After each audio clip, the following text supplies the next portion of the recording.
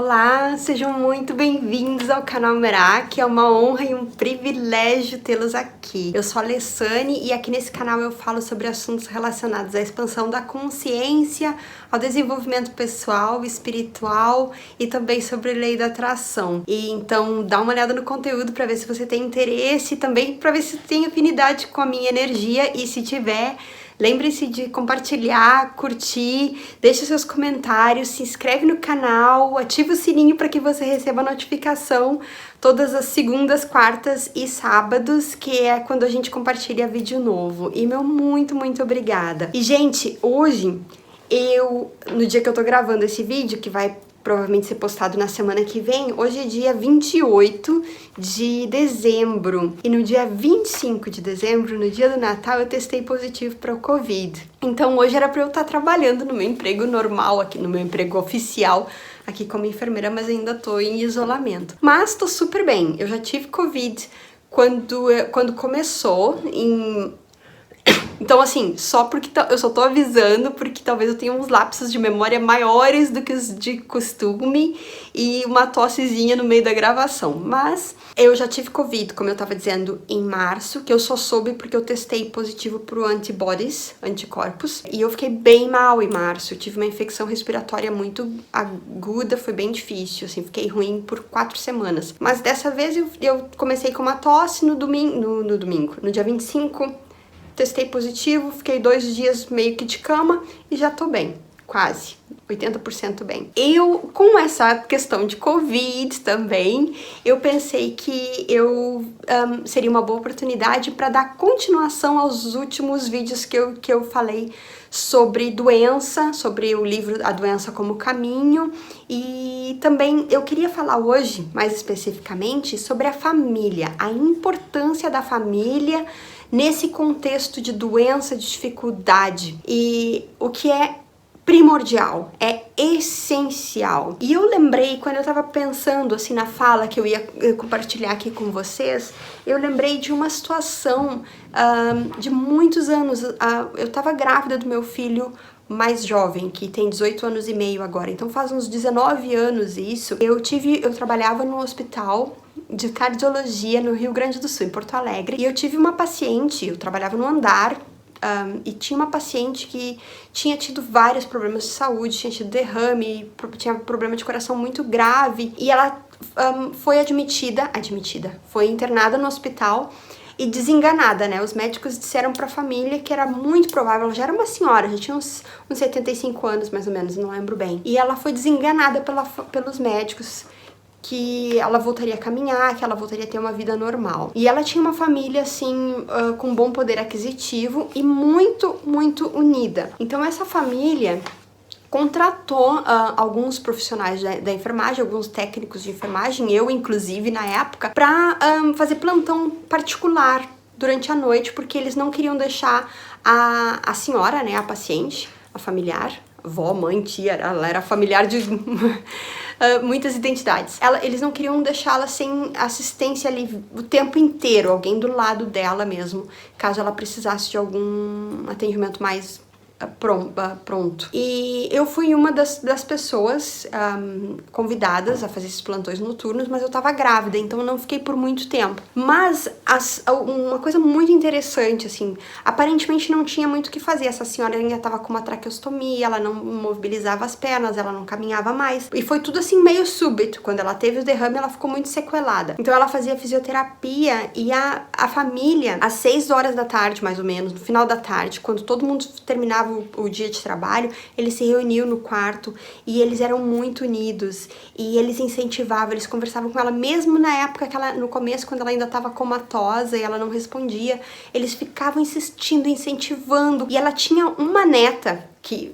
todo mundo era muito envolvido no processo do cuidado daquela senhora. Mas essa neta, ela era muito intensa. Ela ficava lá presente durante as sessões de fisioterapia e depois ela repetia ela mesma os exercícios que a fisioterapeuta fazia e ficava assim, e ela rezava e ela ficava sussurrando no ouvido da avó: vó, a senhora tem que ficar boa logo, vou estar esperando pela senhora, vamos lá, reage, mexe essa perna, mexe esse pé. Era incansável a menina. A noite que a gente tava de plantão lá, e era essa neta... importante. Eles pagavam um técnico de enfermagem para ficar de plantão à noite, mas eles também ficavam sempre um dos membros da família de noite lá, eles não largavam, eles não arredavam o pé. Então, quando eu tava de plantão e era essa neta, ai meu Deus, era cansativo.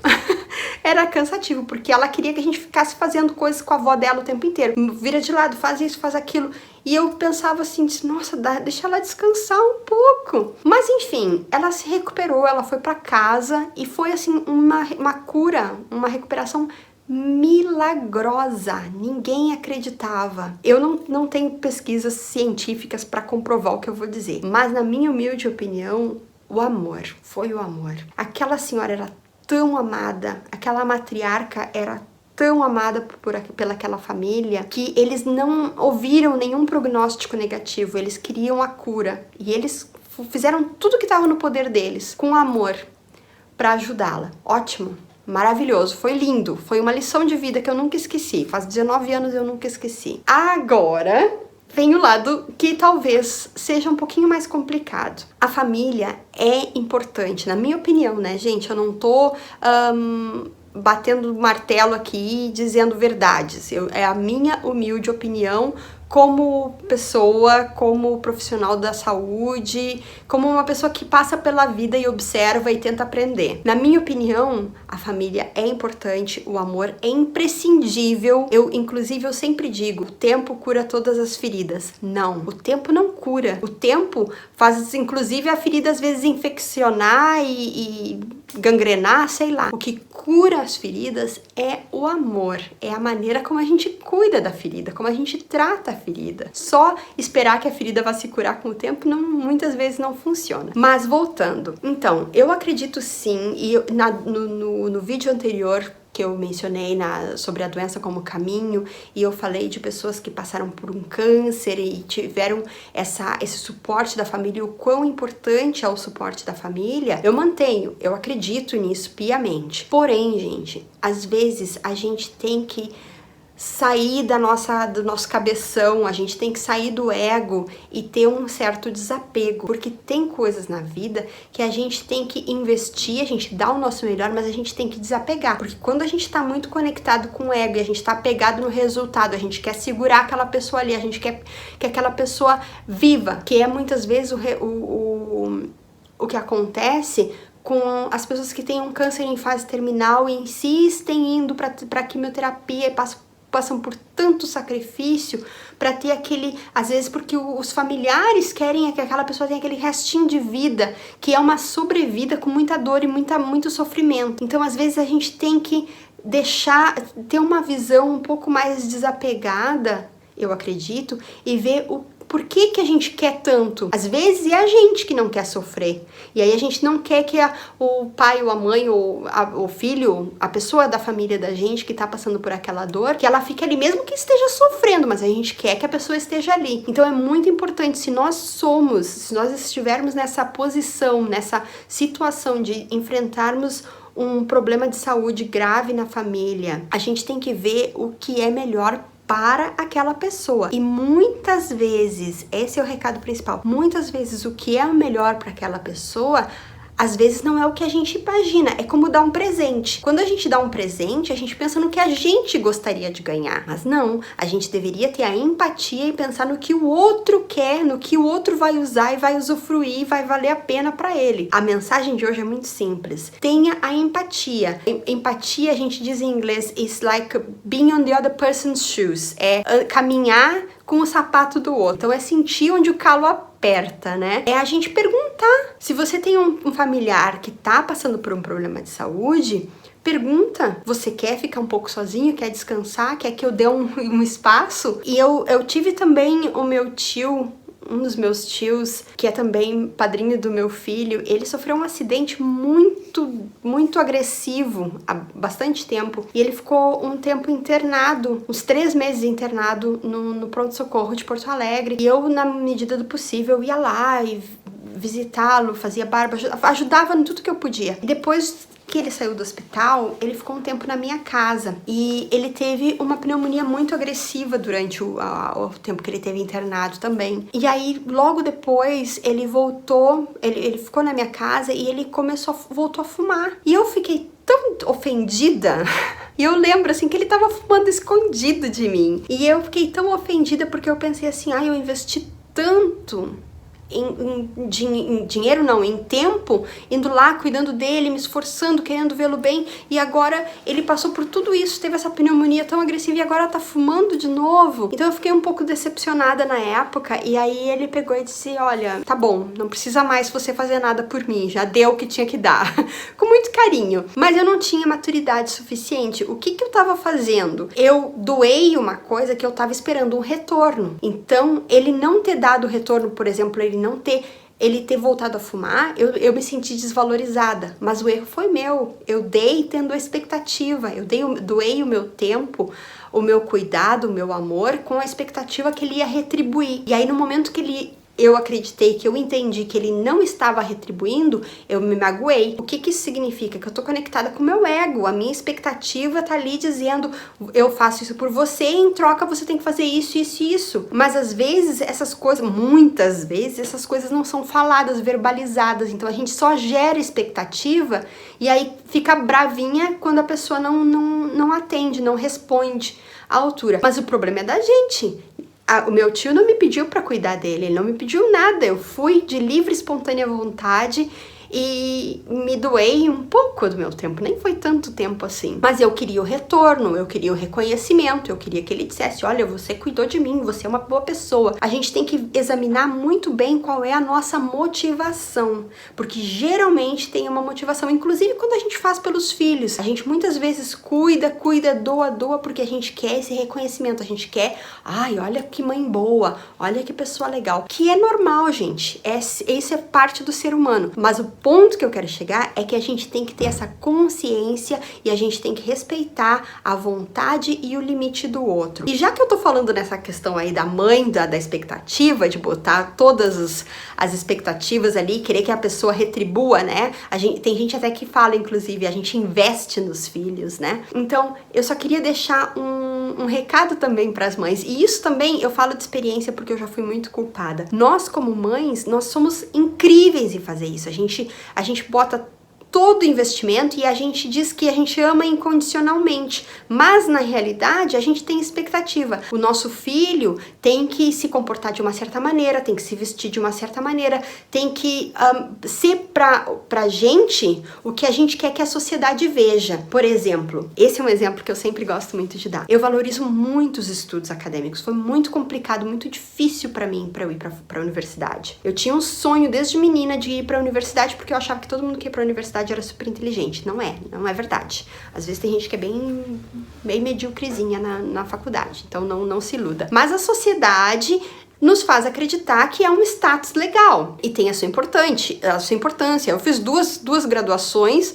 mestrado, tudo, e ainda gosto, é uma coisa que eu gosto muito de investir. O que eu fiz? Eu tinha essa expectativa para meus filhos, óbvio, ainda mais que eu moro em Londres, eu sou uma mãe imigrante que passou por todas as dificuldades para fazer a minha faculdade, para criar os meus filhos e para ter um lugar ao sol nesse país. Aí, o meu filho veio pra cá e não quis estudar. Imagina a minha decepção. Eu fiquei magoadíssima, porque o fato dele desperdiçar essa oportunidade foi como uma traição, foi como um descaso dele pra mim. O que eu tive que aprender a duras penas é que não é a escolha minha. Eu tenho que respeitar a minha projeção, o que eu acho que deve ser, não é a escolha dele. Agora, eu queria postar na rede social, o meu filho entrou na faculdade, olha que mãe maravilhosa que eu sou, como eu sou legal. Mas a vida dele é a vida dele, e os filhos da gente requerem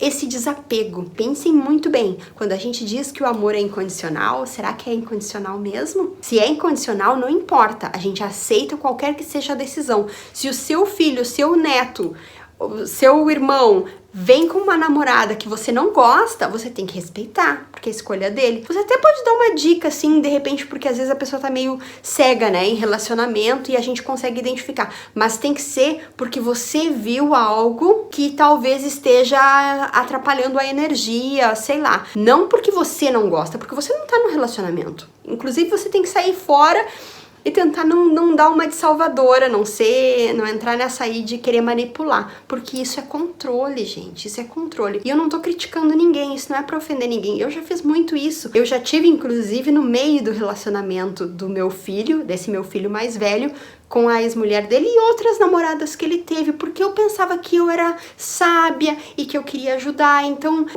a minha maneira de demonstrar amor é estar ali pra dar suporte, pra dar o conselho, pra dizer o que ele tem que fazer. Mentira, gente, tô manipulando, tô controlando, tô tentando fazer que as coisas tenham o resultado que eu espero. Ou seja, a expectativa é o ego. Felizmente, eu tenho um filho, outro filho, que é 10 anos mais novo, olha que sorte. Aí, ele não precisou passar por todos os percalços que o mais velho passou, porque a mãe já amadureceu um pouco. Então, o meu filho mais novo, eu disse pra ele, eu disse, olha, eu valorizo o estudo acadêmico, eu acho que é legal, eu acho que é importante, mas a escolha é sua. É você que tem que ver no seu coração o que você quer fazer da sua vida, no que você quer investir, o quão ambicioso você quer, que tipo de vida que você quer, como é que você quer trilhar o seu futuro. Mas pense nas possibilidades, e eu tô aqui para responder qualquer pergunta que talvez eu saiba, mas não se limite na minha opinião. Vai investigar, vai buscar no Google, converse com pais dos seus amigos também, procure várias fontes de informação, não fique limitado pensando que seu pai e a sua mãe sabem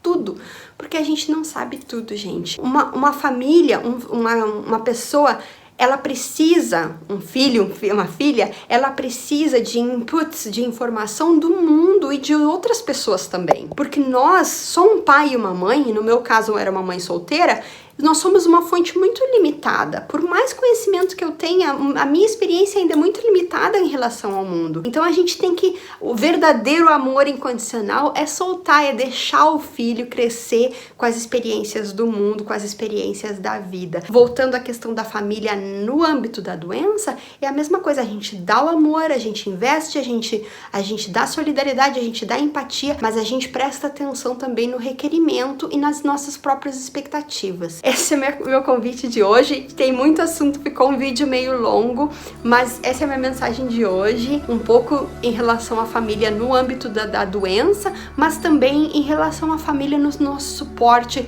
em termos de crescimento e expansão da consciência, de crescimento como pessoas mesmo. Gente, muito, muito obrigada por ter assistido e lembre-se de curtir, compartilhar, se inscreve no canal, ativa o sininho e super beijo, até a próxima!